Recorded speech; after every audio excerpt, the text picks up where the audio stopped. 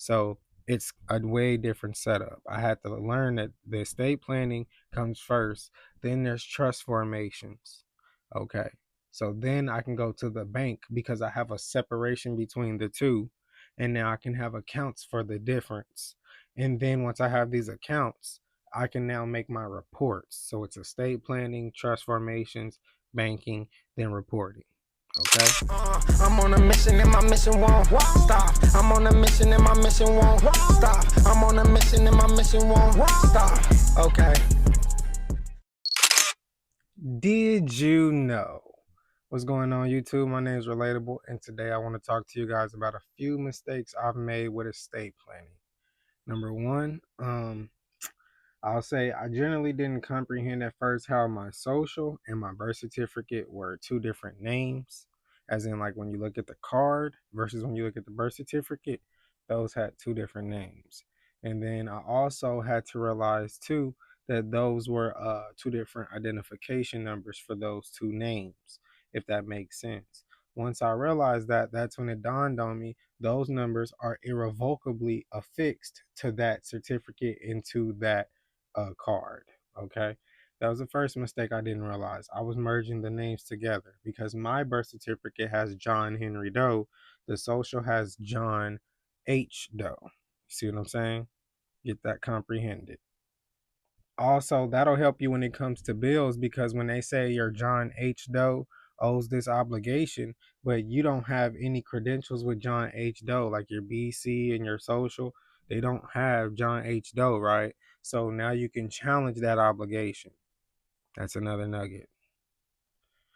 The second mistake I kept making was I was recording things in the county recorder's office instead of the county deeds office.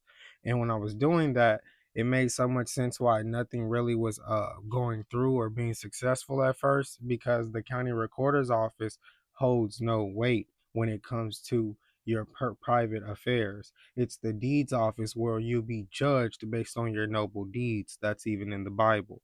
So when it came to court, I was sitting in the court one day for 30 minutes before my session, and I kept hearing the judge tell case after case after case, as in individual after individual.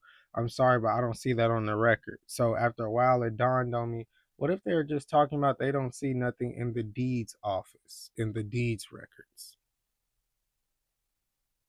The third thing that I did wrong when it came to estate planning was I didn't have my beneficiary designations down. When it came to like certain trusts being beneficiaries for certain situations and the accounting and all that, I was all over the place.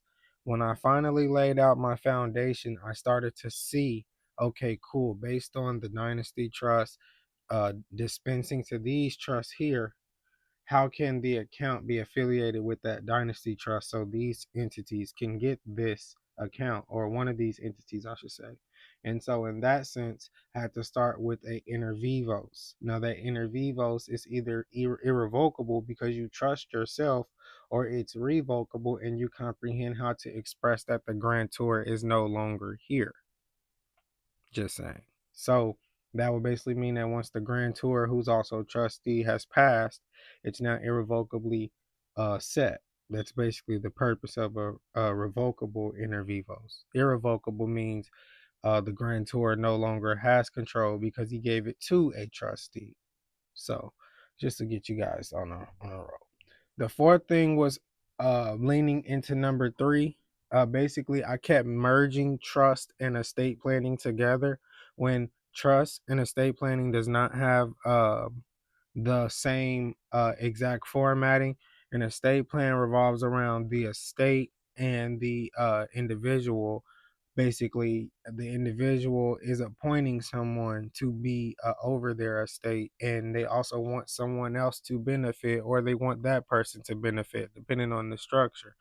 And when it comes to that, that revolves around healthcare directives, power of attorney directives, financial power of attorney directives, funeral wishes, things of that nature. While trust formations is revolved around basically certificates, bonds, uh, assignments, conveyances, court in regards to uh, chancery, or the deeds office the county recorder's office, I'm sorry, when it comes to transfers and conveyances. Sometimes the deeds office when it's real estate. uh it's kind of a trickier spin on it basically, but trust is more so revolved around like multiple people, and estate plan is more so like 1 to 3 additional people besides the testator.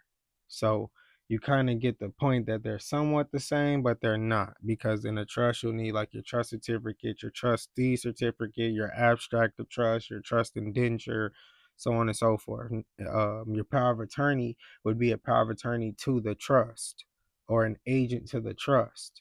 You see what I mean?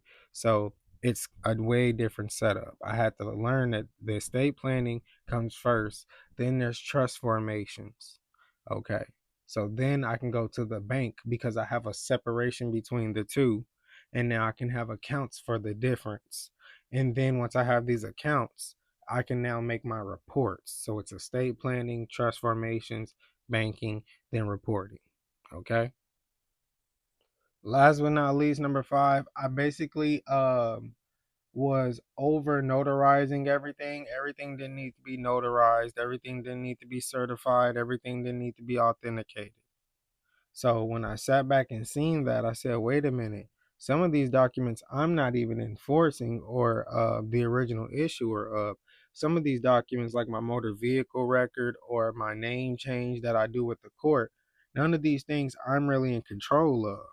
These things I'm going to someone else and are under a joint tenancy for this estate, whether it's the new name that we're creating under their account or it's that profile that they already have under their system, aka the account that's there already, or they're assuming I'm creating a new account, aka a natural person, through the name change, aka a new state created person, when instead I should be presenting them a new natural person, which is actually a trust. Just saying. Those are the 5 mistakes that I made when I started my estate planning. If you have any other questions, oh shit. Those are the 5 mistakes I made in my estate planning. When you guys need assistance, you know where to find us. We're at relatableinspirations.com right here above my head.